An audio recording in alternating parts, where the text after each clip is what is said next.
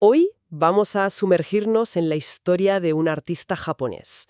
Uno que quizá, bueno, no tiene la fama de sus maestros, pero cuya obra es una ventana fascinante a un Japón en plena ebullición. Hablamos de Utagawa Kunitoshi. Efectivamente. Tenemos una colección de fuentes, diccionarios de artistas del siglo XIX, investigaciones más recientes, registros históricos dispersos.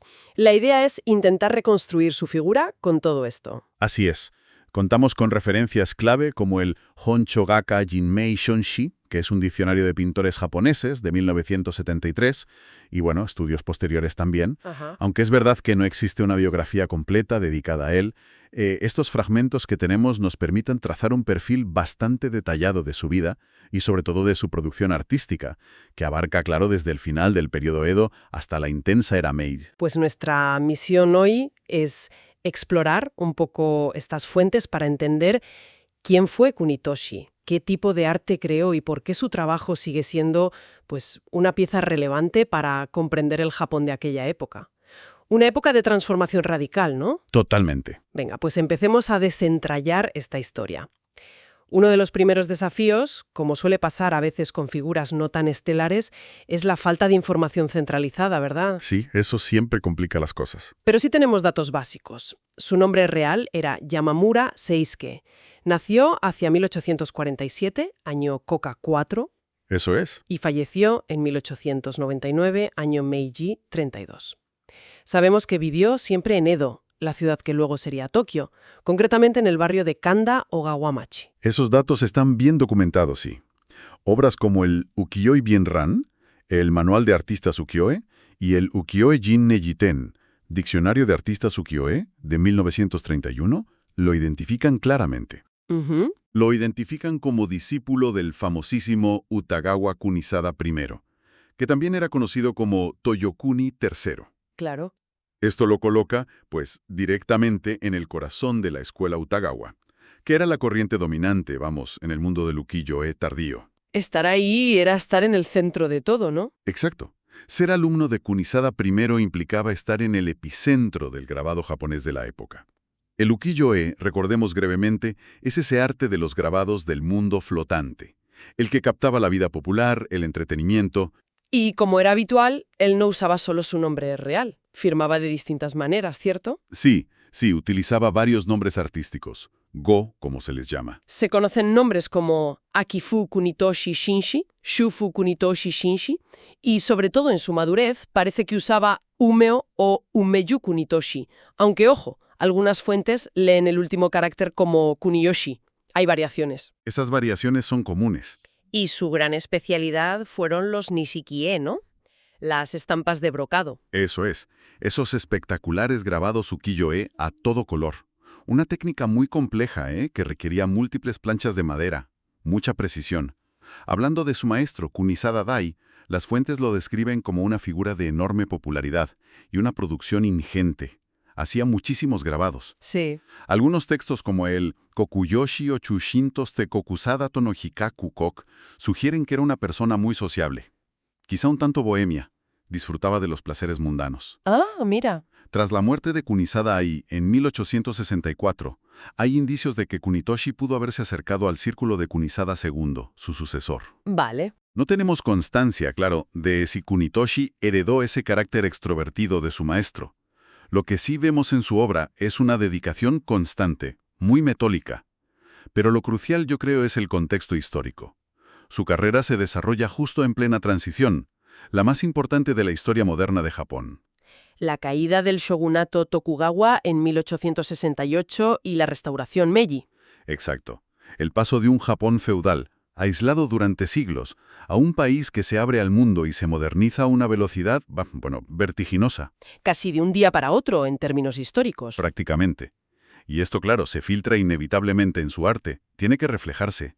Y aquí es donde la figura de Kunitoshi, a mí me parece, cobra un interés muy particular. A ver, Porque precisamente destacó en géneros que eran como una crónica directa de esa transformación.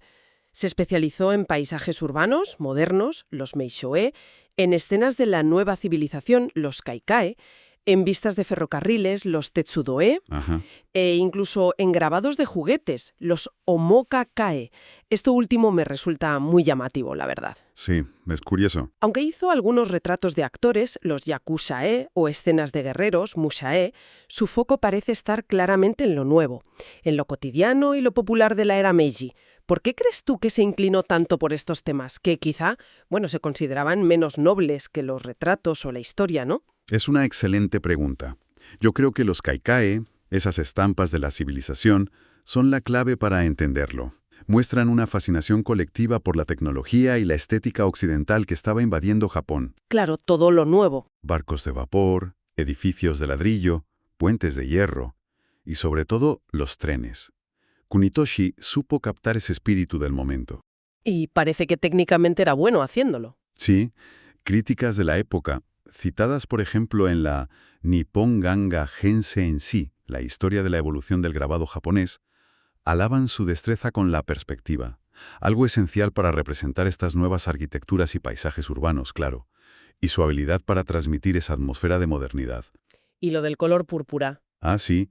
Curiosamente, esa misma fuente destaca algo muy técnico, su excelente uso del color púrpura. Anda. Aparentemente, era un pigmento difícil de manejar bien en los grabados, y se menciona que otros artistas como su contemporáneo Kulitora, pues no lograban resultados tan buenos con él. O sea que tenía habilidad. Kunitoshi, en cambio, parecía dominarlo. Esto sugiere una habilidad técnica notable, aplicada precisamente a estos temas modernos. No era solo elegir el tema, sino saber representarlo bien. Para que nos hagamos una idea más clara, veamos algunos ejemplos concretos de su obra. Una serie relevante es Kaikameisho Due no Uchi Yokohama. Vistas de lugares famosos de la civilización, Yokohama. Exacto. La publicó el editor Iseya Rigei entre 1878 y 1879, más o menos. Ahí plasmó el dinamismo del puerto de Yokohama, que era la principal puerta de Japón al comercio internacional en ese momento. Claro, el gran puerto abierto. Hay grabados titulados Vista lejana de la costa desde el puente Benten o la animada calle Honcho. Supongo que Yokohama era un tema casi obligado para un artista que quería retratar la modernidad, ¿no? Sin duda alguna, Yokohama era el símbolo de esa apertura y del contacto con Occidente. Muchísimos artistas de la era Meiji, especialmente los vinculados a la escuela Utagawa, como él, se volcaron en representar la ciudad y su transformación constante. O sea que él no era el único, pero sí uno importante. Exacto. El trabajo de Kunitoshi en este sentido se inscribe en un esfuerzo visual colectivo por documentar y, en cierto modo, también celebrar esa nueva realidad. Sus vistas de Yokohama no eran únicas, pero sí formaban parte esencial de ese imaginario de la modernización. Eran necesarias. Y siguiendo con los símbolos de esa modernidad, llegamos a otro tema estrella de Kunitoshi. Los trenes. Ah, los trenes, fundamentales. Los grabados ferroviarios, los tetsudoe. Son una parte muy significativa de su producción, por lo que veo en las fuentes. Muchísimo. Su nombre aparece en exposiciones y publicaciones dedicadas a este género, como el libro Meiji Tetsuno Kyomeye, Grabados Nishikie de Ferrocarriles Meiji. Sí, es una referencia clave para ese tema. Las fuentes listan títulos como Estación de Shimbashi, salida del tren. Shimbashi era la terminal de la primera línea férrea de Japón, ¿verdad? La Tokio-Yokohama, sí. Un hito.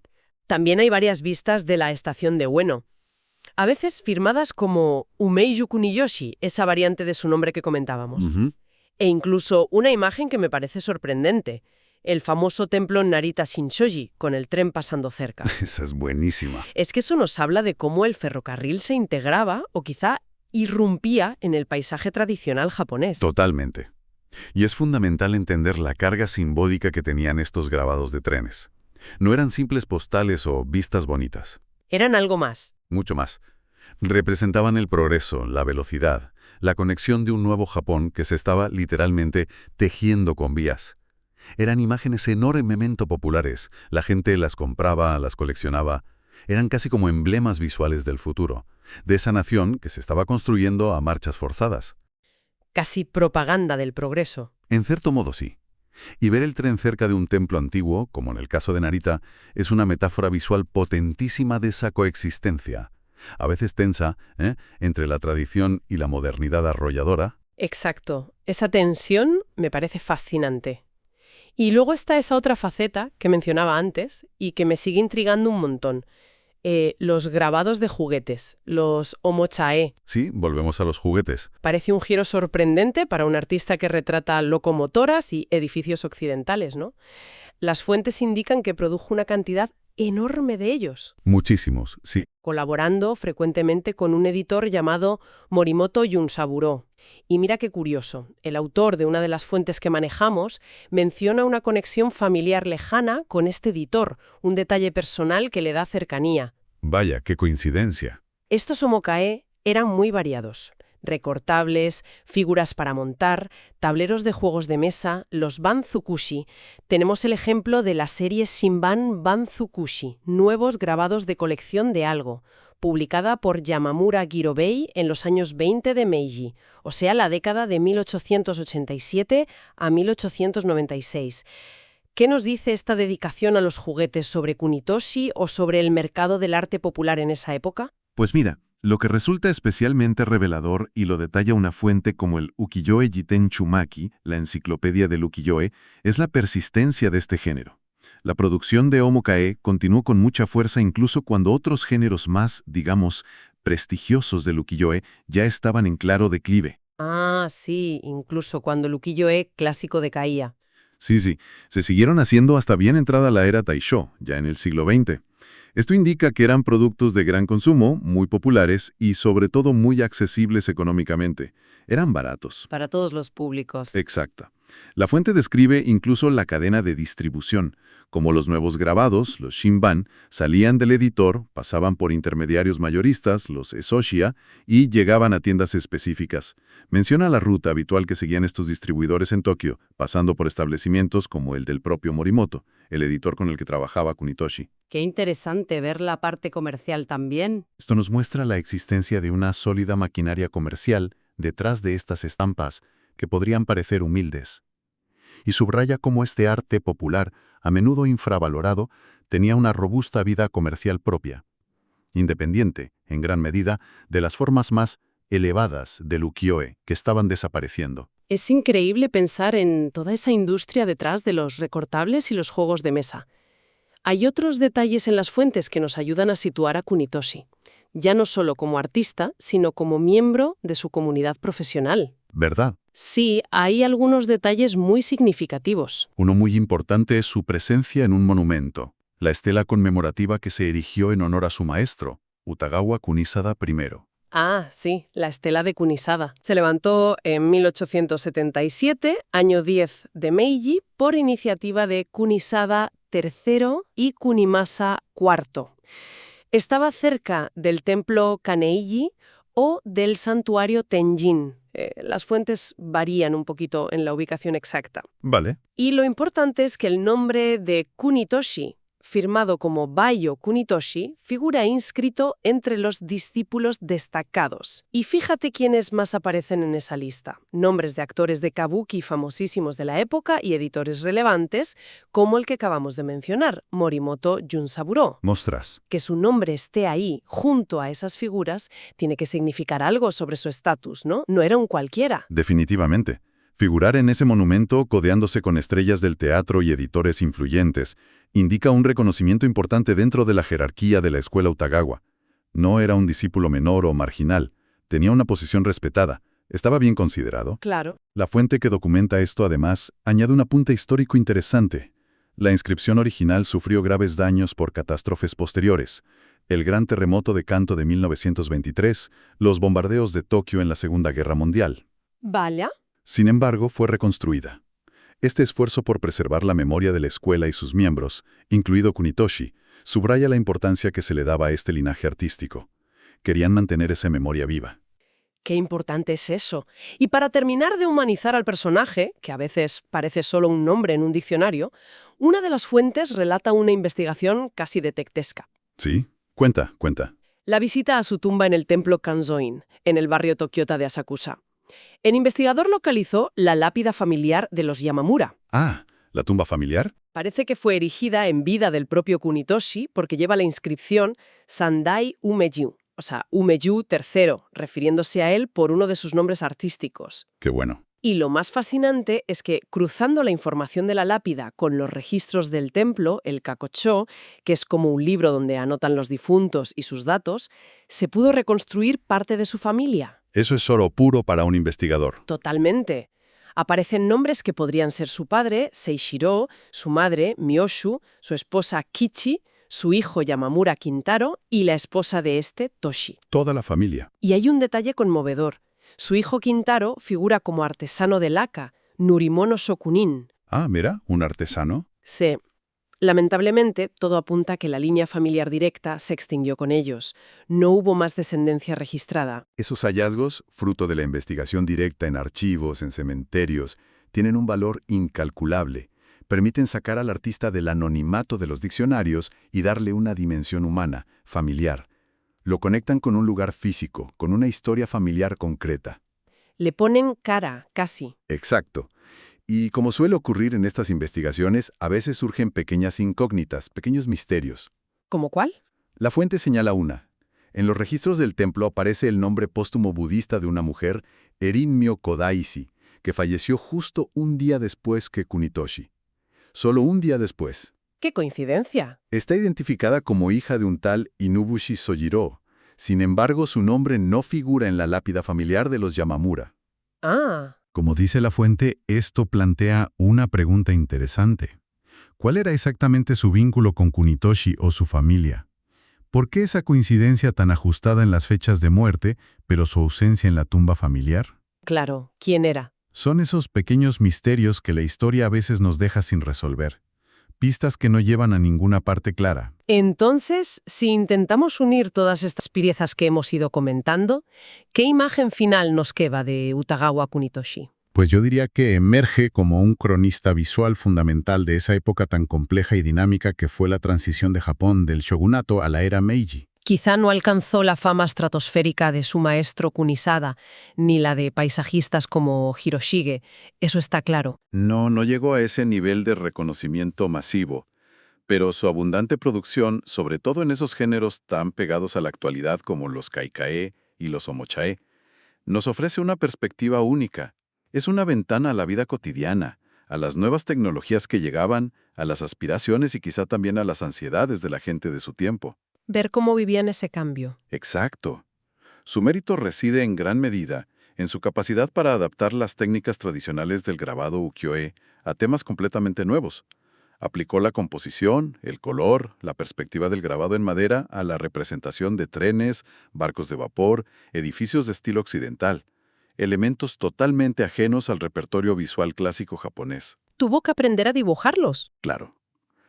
Y su manejo del color, como ese detalle del púrpura que comentábamos, y su habilidad para capturar la atmósfera de cambio incesante, lo convierten en un artista muy significativo. Sus grabados no son solo piezas estéticas, son, en muchos casos, documentos históricos de primer orden. Nos ayudan a visualizar la profunda transformación que vivió la sociedad japonesa en la segunda mitad del siglo XIX. Son historia en imágenes. Y para dejar una última idea flotando para la reflexión, Kunitoshi se volcó en estos grabados de la civilización y en los juguetes, temas que, desde una visión artística más tradicional, más jerárquica, podrían considerarse menores, ¿no?